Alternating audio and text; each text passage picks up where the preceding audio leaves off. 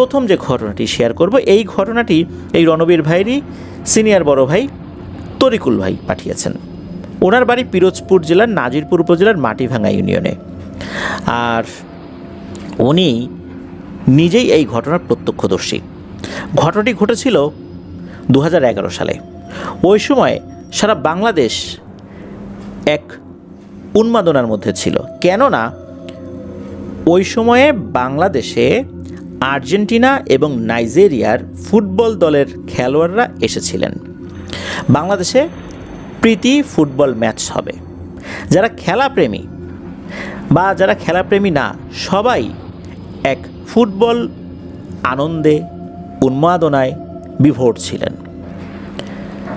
তখন এই উন্মাদনার ঢেউ শহর পার হয়ে একদম গ্রামের আনাচে কানাচেও ছড়িয়ে পড়েছিল। এটাতে কিন্তু তরিকুল ভাইও বাদ যান নাই। ওনাদের এলাকাতেও আলোচনা হচ্ছে, খেলা হবে, কিন্তু খেলাটা কিভাবে দেখবেন? ওনাদের ওই এলাকায় বিদ্যুতের অবস্থা ছিল খুবই নাজুক, অধিকাংশ সময় ইলেকট্রিসিটি থাকতো না।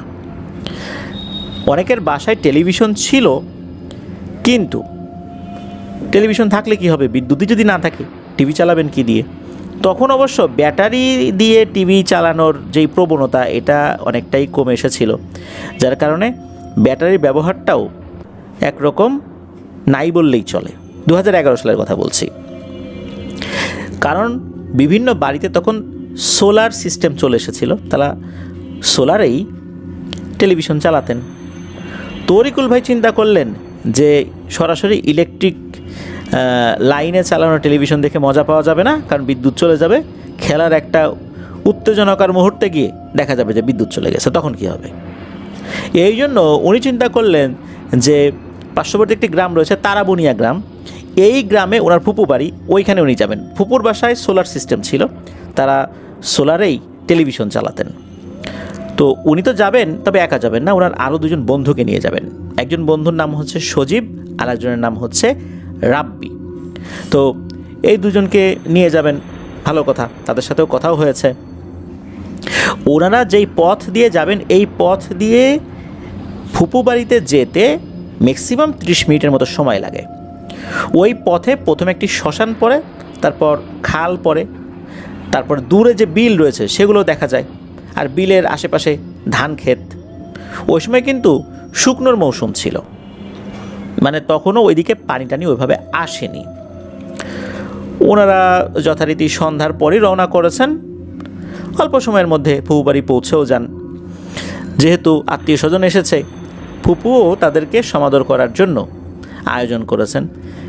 খেলা দেখা শেষ, এরপর ফুপু খাবার দাবারের আয়োজন করেছেন। ফুপু তরিকুল ভাইকে বলেন যে বন্ধুর সহ খাওয়া দাওয়া করে যা। তো ওনারা সেখানে খাওয়া দাওয়া করেন, এরপরে রওনা দিয়েছেন। যখন রওনা দিয়েছেন তখন যে গভীর রাত, বিষয়টা এরকম না। রাত তখন 10টা, 10:30, 11টা এরকম আর কি। তো 2011 সালে রাত 10টা, 10:30, 11টা যে অনেক রাত, এটা তো বলা যাবে না। তখন সবার হাতেই মোটামুটি মোবাইল ফোন চলে এসেছে। তবে তরিকুল ভাইয়ের হাতে একটা বাটন ফোন ছিল, সেই ফোনের মাথায় আবার টর্চ লাইটও ছিল। এছাড়া উনি 3 ব্যাটারির একটা টর্চ লাইট ব্যবহার করতেন। সেটার আলো অবশ্য খুব বেশি হতো না, পেন্সিল ব্যাটারি দিয়ে চলে এরকম টাইপের একটা টর্চ লাইট আর কি। তো বন্ধুদের সাথে উনি তখন রওনা দিয়েছেন। উনি যখন ফুপু বাড়ি থেকে বের হয়েছেন, বিশেষ করে ওই বিলের পাশে যেখানে ধান ক্ষেত বা বিভিন্ন ধরনের ক্ষেত রয়েছে, ওখানে যখন এসেছেন তখন হঠাৎ করেই ঘোড়ার টকবক টকবক টকবক আওয়াজ, আর ঘোড়া এক ধরনের শব্দ করে, ওই রকম শব্দ, মানে ঘোড়া দৌড়ে যাচ্ছে আর শব্দ করছে। হঠাৎ করে এরকম আওয়াজ আর শব্দ শুনে 3জনই চমকে ওঠেন, বলেন যে কী ব্যাপার, এত রাত্রে এখানে ঘোড়া এলো কোত্থেকে? তাও মাঠের মধ্যে মনে হচ্ছে ঘোড়া দৌড়াচ্ছে, মাঠের মধ্যে তো দৌড়ানোর জায়গা নাই, তাহলে ঘোড়া কোত্থেকে আসলো? তো ওনাদের হাতে যেই লাইটগুলো ছিল, এই লাইটের আলো তো খুবই সীমিত, সামনে সামান্য একটু দেখা যায়, সেখানে মাঠের মধ্যে কোন ঘোড়া দৌড়াচ্ছে বা কী আছে না আছে এটা তো দেখার আসলে সুযোগ নেই। আর ওই সময় যে চাঁদনি রাত ছিল, চাঁদের আলোতে সব কিছু উজ্জ্বল ছিল, বিষয়টা এরকমও না, যার কারণে ওনারা শব্দ শুনতে পারলেও কোনো কিছু কিন্তু দেখতে পারছিলেন না। ওনারা চিন্তা করলেন যে নিশ্চয়ই কোনো বাড়িতে ঘোড়া টোড়া আছে, সেটা ছুটে গেছে। এটা সত্য যে আশেপাশে কিছু বাড়িতে ঘোড়া ছিল, মাঝে মাঝে বাইরে বের হয়ে আসতো, তো এমনটা হওয়াটা আসলে অস্বাভাবিক কিছু না। এটা নিয়ে ওনারা এরকম কোনো চিন্তা করেন নাই যে এটা ভয়ঙ্কর কিছু হতে পারে। এরপর ওনারা ওই জায়গাটা পার হয়ে আবার বাড়ির দিকে যখন আগানো শুরু করেছেন, যখন শ্মশানের যেই জায়গাটা এটার কাছাকাছি এসেছেন আর কি, তখনও শ্মশানের ভিতর ঢোকেন নাই বা শ্মশানের ওই এরিয়ার মধ্যে ঢোকেন নাই, হঠাৎ করে দেখেন ওনাদের সামনে একটা কালো বিড়াল চলে এসেছে। আকারে বেশ বড় আকৃতির বিড়াল, এত বড় সাইজের বিড়াল সাধারণত দেখা যায় না। খুব ভয়ঙ্কর দৃষ্টি নিয়ে তাকিয়ে আছে, কোনো শব্দ করছে না, কিন্তু মনে হচ্ছে খুব ভয়ঙ্করভাবে তাদের দিকে তাকিয়ে আছে। তারা কেন এখন এখানে এসেছে এটা নিয়ে তার খুব রাগ, এমনটাই তার চোখে মুখে ফুটে উঠেছে। তবে তরিকুল ভাই এবং তার সাথে থাকা যে দুই বন্ধু সজীব এবং রাব্বি, এই দুজন বিড়ালকে আঘাতও করেন নাই, কিছুই করেন নাই। ওনারা বিড়ালকে সাইড কাটিয়ে হাঁটা ধরেছেন। ওনারা যখন শ্মশানের এরিয়ার মধ্যে প্রবেশ করেছেন, প্রবেশ করার পর হাঁটতে হাঁটতে শ্মশানের এরিয়ার একদম শেষ প্রান্তেও চলে এসেছেন, তখন দেখেন ওই বিড়ালটা আবার সামনে চলে এসেছে। এবার আগের থেকেও ভয়ঙ্কর দৃষ্টি নিয়ে সামনে চলে এসেছে। মনে হচ্ছে যে কেন ওই এলাকায় তারা ঢুকেছে, এর জন্য এখন সে আগের থেকেই মানে রাগ হয়তো ছিল, এখন আর বেশি রাগ, কেন তাকে পাশ কাটিয়ে ওরা ঢুকলো। তো যাই হোক, এবারও ওনারা পাশ কাটিয়ে সামনের দিকে আগানো শুরু করলেন। বিড়ালটা কোনো আক্রমণও করে নাই, কোনো গড় গড় গড় গড় শব্দও করে নাই। তো ওনারা পাশ কাটিয়ে যখন শ্মশানের এরিয়াটা পার হয়েছেন, হঠাৎ করে দেখেন এই যে ওনাদের সাথে থাকা যে বন্ধু সজীব, সে দাঁড়িয়ে গেছে। অন্য দুজন হেঁটে যাচ্ছেন, সে দাঁড়িয়ে আছে। তো তরিকুল ভাই পিছন দিকে ঘুরে বলে, রে সজীব, তুই দাঁড়িয়ে আছিস কেন, আয়। সজীব তখন বলছে, না আমি যাব না। কেন যাবি না? বলে, যেই বাসা থেকে টেলিভিশন দেখে আসছে আমি ওই বাসায় যাব। তখন এই তরিকুল ভাই বলছেন যে, ওই বাসায় যাবি এত রাত্রে? ওই বাসায় এখন কি কাজ? ওই বাসাতে এখন কোনো কাজ নাই, খেলাধুলা তো শেষ হয়ে গেছে, আমরা খাওয়া দাওয়া করে চলে আসছি, ফুপু বিদায় দিছে, এখন কি যাওয়া যায় নাকি? কি কাজ আমাকে বল। কোনো কথা বলে না, খালি বলে যে ওই বাসায় আবার যাব। এরপরে এই তরিকুল ভাই আর ওই রাব্বি ভাই দুইজন কোনো মতে ধরাধরি করে টানতে টানতে এই সজীবকে সামনের দিকে আগানো শুরু করেছেন। এখানে একটা বিষয়, সেটা হচ্ছে যে এই যে তিন বন্ধুর বাড়ি, এই বাড়ির মধ্যে সবার শেষে হচ্ছে এই তরিকুল ভাইয়ের বাড়ি, প্রথমে, পরে হচ্ছে এই সজীবের বাড়ি, এরপরে রাব্বির বাড়ি, এরপরে হচ্ছে তরিকুল ভাইয়ের বাড়ি। তো প্রথমেই তো এই সজীবকে বাড়ির কাছে দিয়ে এসেছে, একদম বাড়ির কাছে দিয়ে এসে বলছে, যা বাড়িতে যা। এরপরে এই যে রাব্বি, উনি ওনার বাসায় চলে গেছেন। এরপর তরিকুল ভাই বাড়িতে গিয়েছেন। বাড়িতে যাওয়ার কিছুক্ষণ পরেই হঠাৎ করে ডাকাডাকির শব্দ। তো যেই কণ্ঠে ডাকছে, শব্দটা তার পরিচিত মনে হলো। এই শব্দটা ওই যে সজীব তার বাড়ির কারো। তরিকুল ভাই তো বের হয়ে এসেছেন, জিজ্ঞেস করেছেন কী হয়েছে। বলে যে, তোমাদের সাথেই তো সজীব গেল, কই ও তো এখনও বাসায় ফিরলো না, তোমরা বাসায় চলে আসছো দেখতেছি। রাব্বিও দেখলাম বাসায়, তুমিও বাসায়। রাব্বি বলে যে সজীব বাসায় চলে আসছে। তো সজীব কি বাসায় আসছে? তরিকুল ভাই বলতেছে, হ্যাঁ সজীব তো বাসায় চলে আসছে, তো আমি নিজে বাসার কাছে দিয়ে আসলাম, ওই সময় তো রাব্বিও ছিল। তখন ওই বাসা থেকে বলছে, না ও তো বাসায় আসে নাই। যখন এটা বলেছে, সাথে সাথে তরিকুল ভাইয়ের মাথায় একটা বিষয় স্ট্রাইক করে, সেটা হচ্ছে যে ওর আচার আচরণ তো স্বাভাবিক ছিল না। যখনই শ্মশান এরিয়া থেকে বের হয়ে আসছে, তখন কোনো ঝামেলা হলো না তো? তখন এই তরিকুল ভাই ওই সজীবের পরিবারকে বলেন যে এরকম এরকম কিন্তু আচরণ ও করেছে। তখনই ওই আশেপাশে থাকা লোকজন বুঝতে পারে কোনো ভয়ঙ্কর কিছু ঘটেছে সজীবের সাথে। তখন আশেপাশে আরও লোকজনকে ডেকে আনা হয়। সবাই যে যার মতো আলো নিয়ে আগাতে থাকে, খুঁজতে থাকে এই সজীবকে।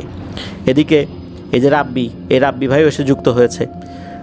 যেহেতু শ্মশানের ওই জায়গা থেকে সমস্যাটা শুরু হয়েছিল, তখন সবাই মিলে বুদ্ধি করে যে আমরা শ্মশানের ওই দিকটাতেই যাই, দেখি ওইখানে আছে কিনা। সবাই মিলে রাতের বেলা ওই শ্মশানের ওই দিকে যখন গিয়েছে, গিয়ে দেখে এক ভয়ঙ্কর ব্যাপার। শ্মশানের ভেতরে থাকা একটা গাছের ডালে দিব্যি বসে আছে এই সজীব। নিচ থেকে সবাই ডাকাডাকি করছে, কিন্তু সজীব আর নামে না, কথাও বলে না, নামেও না, গাছের ডালে বসে আছে। তখন কিন্তু অনেক রাত হয়ে গেছে। এখন কি করা যায়? তখন তারা সিদ্ধান্ত নিল যে গ্রামের মসজিদের যিনি ইমাম সাহেব তাকে ডেকে আনা হবে। ওনাকে কয়েকজন ডাকতে যায়। উনি তখন গভীর ঘুমে বিভোর। ঘুম থেকে ওঠার পর হুজুর দেখেন ফজরের আজান হতে আর বেশি দেরি নেই। তখন বলেন যে এখন গেলে তো আবার আজান দিতে পারবো না, তোমরা একটু অপেক্ষা করো, আমি আজানটা দিয়ে তারপর আসি। এরপর উনি মসজিদে যান, মসজিদে গিয়ে আজানটা দেন। এরপর উনি ওই শ্মশানের ওখানে চলে এসেছেন। এসে দেখে ওই একই অবস্থা, সজীব সে গাছের ডালে বসে আছে, নিচে আরও লোকজন ডাকাডাকি করছে। তখন হুজুর বলেন যে ওকে এইভাবে ডেকে লাভ হবে না, এইভাবে ও নামবে না। উনি কি করেন, ওই শ্মশানের ওই গাছের নিচেই একটা গোল বৃত্ত আঁকেন। বৃত্ত আঁকার পর ওই বৃত্তের বাইরে গিয়ে উনি রুকিয়া করতে শুরু করেন। এবারে দেখা যায় এক অদ্ভুত ব্যাপার। একদম স্বাভাবিকভাবেই এই সজীব গাছ বেয়ে নেমে একদম ওই বৃত্তের ভিতরে এসে বসল। বসার পর এই যে হুজুর উনি কি করেছেন, উনি আবার রুকিয়া শুরু করেছেন। রুকিয়া শুরু করার পর এই সজীব কথা বলা শুরু করেছে। তবে সেটা সজীবের কণ্ঠ ছিল না, সে আসলে সময় পোজেসড অবস্থায় ছিল, তার ভেতর থেকে কেউ কথা বলছে। তখন হুজুর জিজ্ঞেস করেন যে তুমি কে, কেন ওকে ধরেছ? তখন ওই জিনটা বলে যে ওদেরকে তো সতর্ক করলাম, তারপরও ওরা আসলো, এটাকে ধরছি, আর এটাকে সহজে ছাড়বো না, ওকে কষ্ট দেব আরও। হুজুর বলেন যে ওরা তো ওই পথ দিয়ে আসতেছে, ওরা তো বাড়িতে আসবে, পথ তো এইটাই, ওরা যাবে কোন দিক দিয়ে? তখন বলছে না আমি তোদেরকে ভয় দেখাইছি, ওরা সরে নাই কেন? যাই হোক, এভাবে অনেক বাকবিতণ্ডার একটা পর্যায়ে এসে ওই জিনটা ছেড়ে দিতে রাজি হয়। তবে হুজুর বিশেষ কিছু রুকিয়া করার মাধ্যম দিয়ে ওই জিনটাকে দুর্বল করে ফেলেছিলেন। সব কিছু কিন্তু ওই শ্মশানে বসেই হচ্ছে, কারো বাড়িতে না। এরপর ওই জিনটা চলে যায় সজীবকে ছেড়ে। তবে জিনটা বলে গিয়েছিল যে আমি এই গাছেরই একটা ডাল ভাঙব, ডালটা নিচে পড়বে না, ভেঙে ওখানেই ঝুলতে থাকবে। সবাই দেখে যে সজীব অচেতন হয়ে পড়ে গেল, আর তার ওই অচেতন অবস্থাতেই কটাং করে একটা শব্দ হলো। উপর দিকে তাকিয়ে দেখলো যে গাছের একটা কাঁচা ডাল ভেঙে গেছে, বেশ মোটা সোটা ডাল, তবে সেটা ভেঙে নিচে পড়েনি। ওই শ্মশানেরই একটা গাছের ডাল, যেই গাছের কোনো একটা ডালে এই সজীব উঠে বসেছিল আর কি। যাই হোক, সজীবকে ওখান থেকে নিয়ে আসা হয়। আল্লাহর রহমতে পরবর্তীতে আর কোনো সমস্যা হয়নি। তো এটাই ছিল ঘটনা। প্রিয় লিসেনার্স, আসলে চলার পথে এই ধরনের সমস্যায় আমরা অনেকেই পড়ে যেতে পারি। এই ধরনের সমস্যাগুলো সবসময় যে খারাপ উদ্দেশ্যে হয়ে থাকে বিষয়টা এরকম না, কখনো কখনো অনেক ভালো কারণেও হয়ে থাকে। তেমন একটি ভালো কারণ কিন্তু এর আগে কোনো একটা সময় আমি বলেছিলাম। রাজবাড়িতে খুব স্বনামধন্য একজন ব্যক্তি ছিলেন, উনি অধ্যক্ষ শামসুর রহমান। ওনার বাড়ি ছিল রাজবাড়ির বেলগাছিতে। তো ওনার ঘটনা এর আগে বলেছিলাম, তো অনেক দিন আগে, তারপর আবার প্রসঙ্গক্রমে বলছি। উনি খুবই এডুকেটেড একজন পার্সন ছিলেন। মিশরের আল আজহার বিশ্ববিদ্যালয়ে উনি লেখাপড়া করেছেন। ওনার আসলে এই প্যারানর্মাল বিষয়গুলোর প্রতি বিশ্বাস খুব একটা ছিল না। একদিন গভীর রাতে উনি বাড়িতে ফিরছিলেন। বেলগাছির ওইদিকে একটা গ্রাম রয়েছে, বোয়ালমারি নামে একটা গ্রাম রয়েছে। আবার বোয়ালমারি ফরিদপুর একটা উপজেলাও রয়েছে, সেটা না। তো বেলগাছির ওইদিকে যে বোয়ালমারি নামক গ্রাম রয়েছে, ওখান থেকে উনি হেঁটে আসছিলেন রাতের বেলা। তখন চাঁদনি রাত ছিল। একটি মেঠো পথ দিয়ে উনি হেঁটে আসছিলেন। হঠাৎ করে দেখা গেল সামনে একটি বড় আকৃতির বেড়াল। তবে বেড়ালটা যে কালো এটাও বলা যাবে না, একদম ধবধবে সাদা এটাও বলা যাবে না, কালো সাদার মিশ্রণ রয়েছে, তবে আকার আকৃতির বেশ বড়। বিড়ালটা এসে বারবার তার পথ আগলে দাঁড়াচ্ছিল, কোনোভাবে সামনে আগাতে দেবে না। উনি আসলে বুঝতে পারছেন না কেন এই বিড়ালটা বারবার তার পথ আগলে দাঁড়াচ্ছে।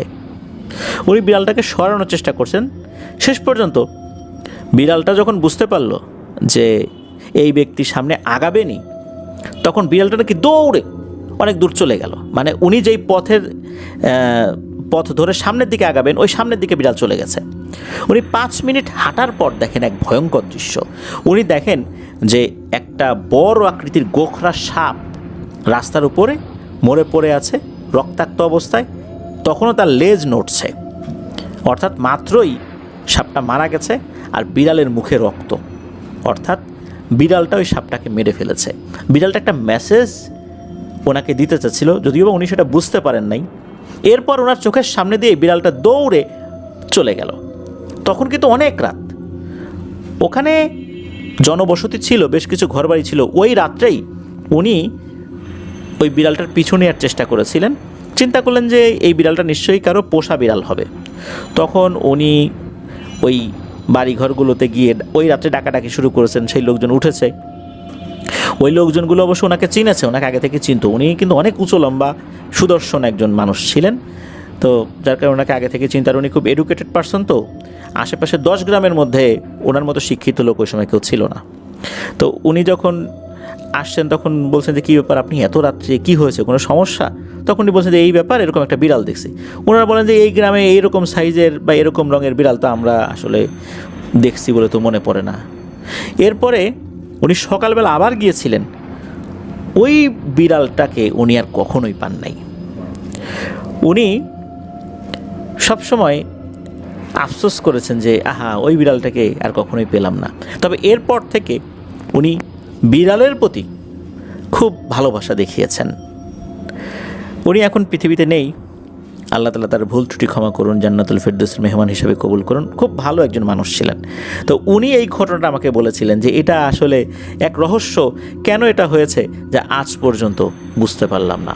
নিশ্চয়ই আসলে কিছু আছে এই পৃথিবীতে যা আমরা বুঝতে পারি না, যা আমরা অবিশ্বাস করি, কিন্তু এগুলো অবিশ্বাস করা উচিত নয়। সত্যি আল্লাহ তাআলা মানুষ ছাড়াও এমন কিছু রেখেছেন যা মানুষের ক্ষতিও করে, ভালোও করে।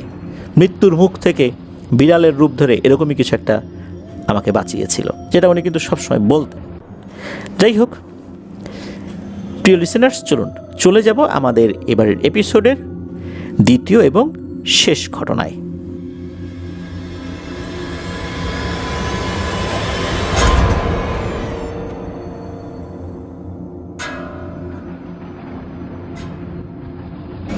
প্রিয় লিসেনার্স, চলে এলাম আমাদের এবারে শনির রাতে 30তম আয়োজনের দ্বিতীয় এবং শেষ ঘটনায়। এখন যে ঘটনাটি শেয়ার করব, এই ঘটনাটি রণবীর ভাই সংগ্রহ করেছেন ওনার অফিসেরই একজন ইন্সপেক্টর পদমর্যাদার স্যারের কাছ থেকে। আর ওনার কাছ থেকে ঘটনা কিন্তু আগে উনি সংগ্রহ করেছিলেন, যেই ঘটনা আমরা পূর্বে ওনার কাছ থেকে পেয়েছিলাম সেটা আমরা প্রচারও করেছি।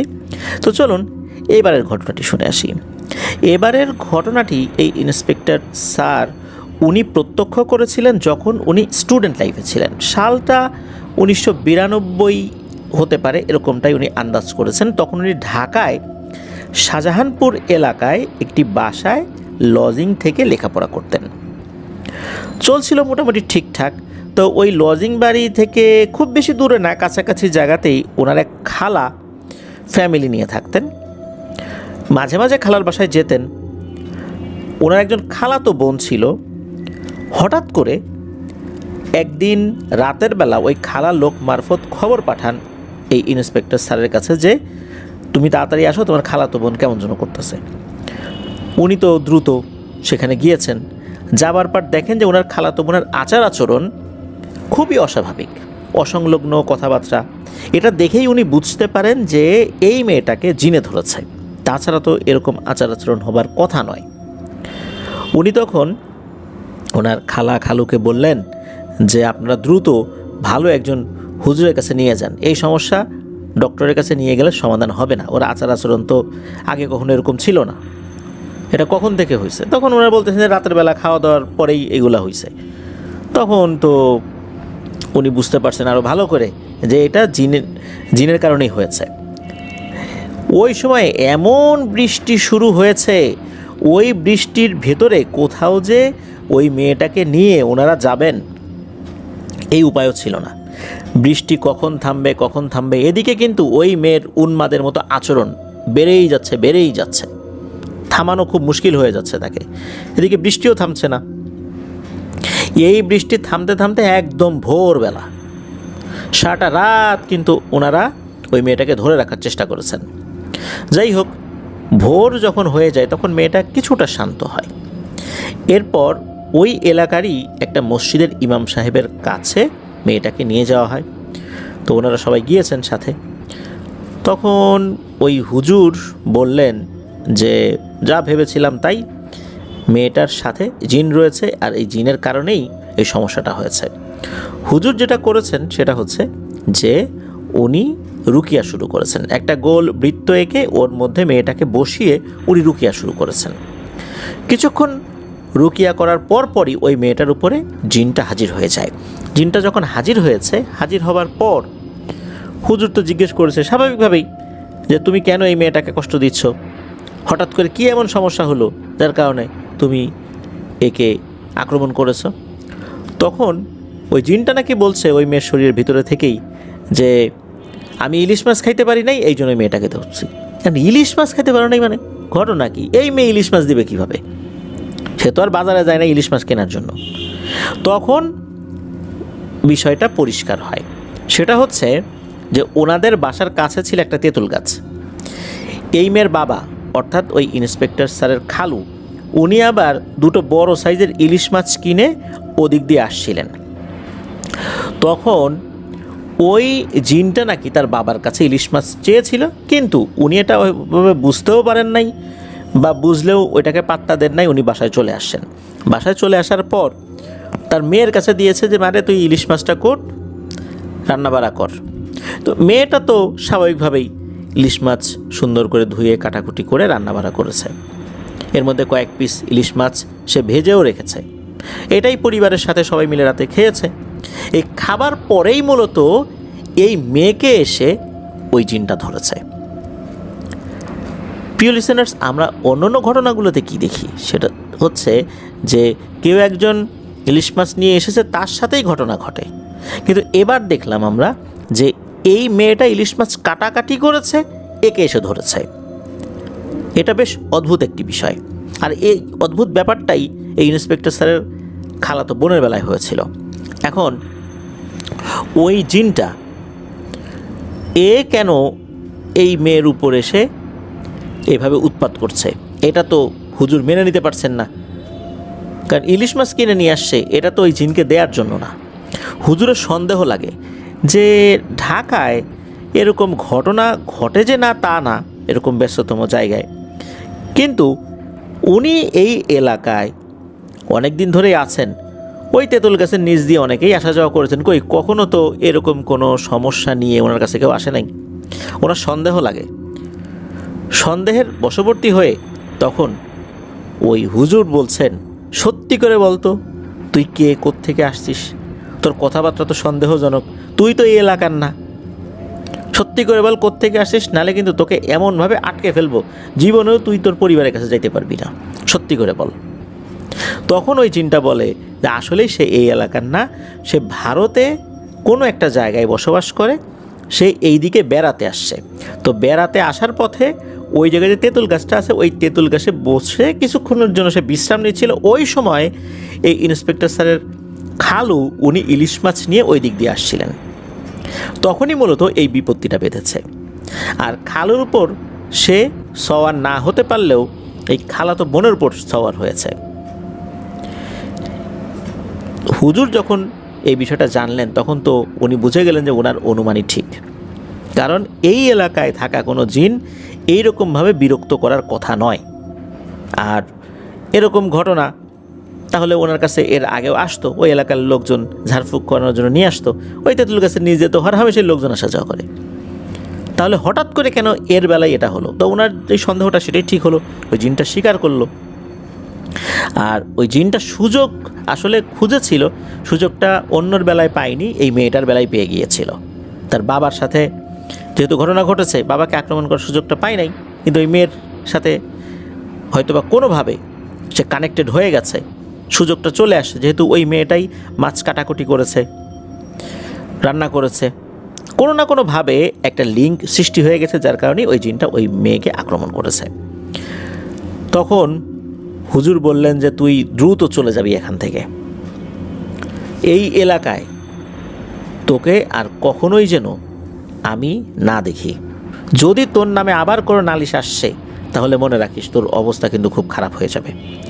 তখন ওই জিনটা বলে যে হ্যাঁ আমি চলে যাব, কিন্তু এইভাবে যেতে পারবো না, যেহেতু আমার ভিতরে একটা ক্ষোভ কাজ করছে আর ওই মেয়েটাকে আমি একবার ধরেই ফেলেছি, এই জন্য আমাকে অবশ্যই ইলিশ মাছই দিতে হবে।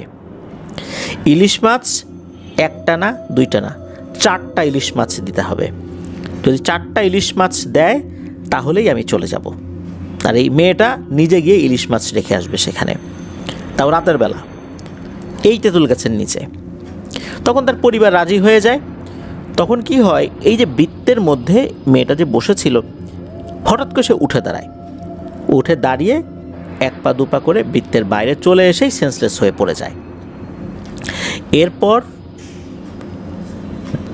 আর কোনো সমস্যা আসলে ওভাবে হয়নি, তবে ওই রাত্রেই 4টা ইলিশ মাছ ওই তেঁতুল গাছের নিচে দিয়ে আসা হয়েছিল এবং কথা ছিল যে পেছন দিকে যেন না তাকানো হয়।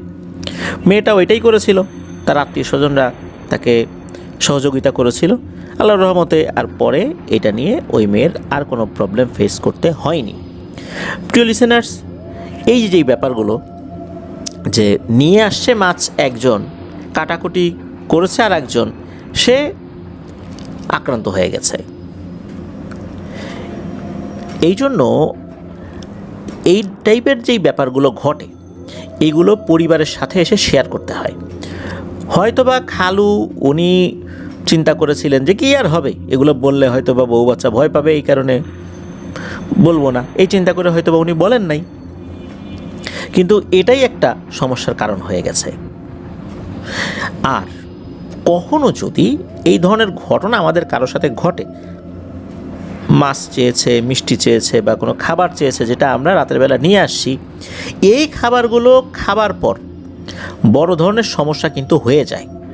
কারণ ওরা এই খাবারগুলোর উপর যে বদনজর দেয়, যার ফলশ্রুতিতে এই খাবার খাওয়ার পরও কিন্তু বিভিন্ন ধরনের শারীরিক সমস্যা দেখা দেয় বা দিতে পারে। এই জন্য এই ধরনের খাবার নিয়ে আসার সময় যদি কখনো আমরা এই ধরনের প্রবলেম ফেস করি, তাহলে উচিত হবে সেটা ওখানে রেখে যাওয়া অথবা সেটা ফেলে দেয়া। তা না হলে শারীরিক বিভিন্ন ধরনের জটিলতায় আমরা আক্রান্ত হতে পারি। আল্লাহ আমাদেরকে হেফাজত করুন। এটাই ছিল ঘটনা। ধন্যবাদ জানাচ্ছি রণবীর ভাইকে, সেই সাথে যারা আমাদেরকে ঘটনা পাঠিয়েছেন বা পাঠাতে সহযোগিতা করেছেন, তরিকুল ভাই এবং সেই ইন্সপেক্টর স্যারকে, সকলকে জানাচ্ছি ধন্যবাদ। প্রিয় লিসেনার্স, আপনাদেরকেও ধন্যবাদ জানাচ্ছি যারা ধৈর্য ধরে আমাদের এবারে শনি রাতের 30তম আয়োজনটি পুরোপুরি শুনলেন।